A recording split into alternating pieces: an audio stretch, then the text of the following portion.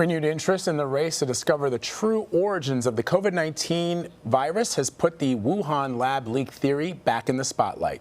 Speculation that the virus, which has killed nearly 4 million people around the globe, may have escaped from a lab in the Chinese city in 2019 was largely sidelined in the early days of the pandemic. Now, a months-long Vanity Fair probe is drawing focus to what it says were the hidden agendas and the toxic politics within the U.S. government that prevented the theory from being fully investigated. Katherine Eban is the author of that Vanity Fair piece, and she joins us now with more. Katherine, I read your article with great interest. It was so fascinating, such a deep dive.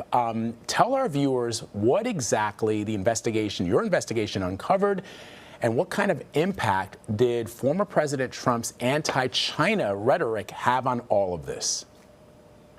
So first, let me say there were a ton of conspiracy theories around the question of a lab leak. In my reporting, I sought to strip those away and look at what happened to the credible questions about the possibility of a lab leak from a laboratory in Wuhan. What I found is that there was a battle inside the federal government over what could be examined and really what couldn't. And part of the blockage came from President Trump's premature announcement in April of 2020 that it was a lab leak and he had confidential information to that effect. That created, according to one of my sources, an antibody response within the federal government, where nobody wanted to be furthering a false set of facts or a racist set of facts. But the problem is that blocked these legitimate questions from being asked. And that was only one of the obstructions that we found in the effort to sort of credibly look at, could this possibly have come from a laboratory? Can you tell us about the Wuhan Institute's database, which was taken offline 3 months before the pandemic began?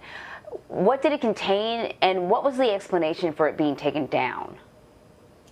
So the Wuhan Institute of Virology has one of the world's most comprehensive database of viral coronavirus bat strains that have been collected by the Wuhan Institute of Virology. That database was taken down 3 months before the start of the pandemic. When questioned, the lead coronavirus researcher there, Zheng Li, told folks that it was taken down during the pandemic due to thousands of hacking attempts. But in fact, that's not true. It was taken down 3 months prior to the formal known outbreak of the pandemic. The question is why? And the reason it's relevant is because there is a question about what's in that database. What kind of viral strains did they have inside of the Wuhan Institute of Virology? What kind of research were they doing with those strains? So that is critical to the question of whether they had a very close progenitor to SARS-CoV-2 in their possession. So, Katherine, in a memo obtained by Vanity Fair, a State Department official said staff had been warned not to pursue the investigation into the origins of COVID because it would, quote, open a can of worms. What were they concerned about? So the U.S. government has funded what is called gain-of-function research, and they funded it at the Wuhan Institute of Virology. That is risky research where pathogens are manipulated to see if they can be made more infectious. Part of the logic behind that sort of research is to try to gauge what the risks are in terms of a spillover to humans. But there are people who say you're essentially creating a perilous infectious virus that doesn't necessarily exist in nature. That kind of research was taking place at the Wuhan Institute of Virology, and the U.S. government, in fact, funded some of that research. So what people inside the State Department were warning about, according to my sources, is don't open that Pandora's box or that can of worms and look there. And so now Dr. Anthony Fauci and his reputation is sort of caught in the crossfire here. There have been a lot of questions surrounding him, what he knew, when he knew it. We've had those leaked emails. Should the American public be concerned? You know, in a way, I'm not really sure how much those leaked emails disclose. I mean, what they disclose is that a scientist early on said to him, we think it's very hard to, because of the way that this viral strain is structured, it's unlikely that it came out of nature, that it had a natural origin. That same scientist, Christian Anderson, according to my interview with him, then did research and changed his viewpoint and published an influential article basically saying, we think it has a zoonotic origin. So look, I mean, scientists are allowed to change their mind. It doesn't necessarily mean that there was a conspiracy. However, you know, my reporting, what I did find is that State Department officials were, according to them, officially warned not to dig into what kind of research was going on at the Wuhan Institute of Virology, and they documented it contemporaneously, and we've made that documentation available in our article. So I think in a way that's a bigger issue than emails raising questions early on from scientists who then did more laboratory experiments and changed their mind.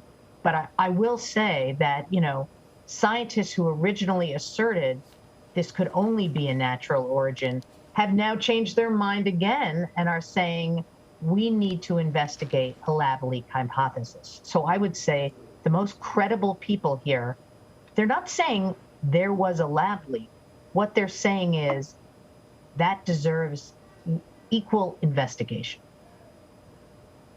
Katherine, you know, based on your research and your kind of knowledge of the way science is overlapping with politics and international relations, do you think we'll ever find out the cause of COVID? If not sort of definitively, then at least something that's more likely than the other scenarios? So it's important to find out, right? Because what we learn is going to shape how we protect ourselves in the future. I think there is a possibility we will never find out. You know, as one expert, David Relman, told me, biological signals degrade. Time has lapsed. We did not get a team of experts into Wuhan early on in the pandemic, even though the U.S. government offered that. So I think, you know, and China has signaled that they're not going to open up, you know, any more records to the international community. So I think it is possible we will never learn the truth. You know, Katherine, just going back to what we talked about at the top of our conversation, it's important, I think, to just sort of explain why this became so toxic, so political. The former president of the United States, struggled to explain, at least in his rhetoric, the difference between what the Chinese Communist Party might be doing or what the Chinese government might be doing and Chinese people. And so by using the language around COVID-19, by calling it the China virus and other offensive terms, it sort of set the tone for where we are today, where people believe that if you disregard the information that suggests that it may have come from a leak in China, that you are somehow, you know, against President Trump, because the president sort of told us that this was where it was. Even former President Trump himself has recently issued missives saying, look, I told you so. This is what I talked about. But, you know, you made a really good point, and you pointed out in your reporting that this rhetoric has a lot to do with why we are where we are right now. Even there are people on the right who attack mainstream journalists by saying that we disregarded the information about the lab leak, when in fact we were just going off of what we were hearing from the State Department. I guess, and I don't mean we, but I mean reporters in general were going off what they were hearing from the State Department. And now that the information is coming out, you are a mainstream reporter, Katherine. You're writing about this in the pages of one of the most famous magazines in the world. I don't know how that gets any more mainstream than Vanity Fair. Absolutely. I mean, it is just a politicized cauldron, this whole issue. It is really unfortunate that President Trump used sort of a racist branding around this question because it became toxic for many people. And so the credible doubters, as I called them, who raised real and legitimate questions around this, who were, concerned that scientists were not acting very scientific by refusing to look at this. This became a sort of no-fly zone where you couldn't even ask these questions. The problem is they need to be asked for all the reasons that I lay out in my article. So it's just very unfortunate how politicized this has become. When you set out to do an investigation, and a proper one, all theories are on the table. You don't take one off just because you're afraid of what narrative it's going to feed. But now, judging from my own Twitter feed, I'm being attacked from the left and the right.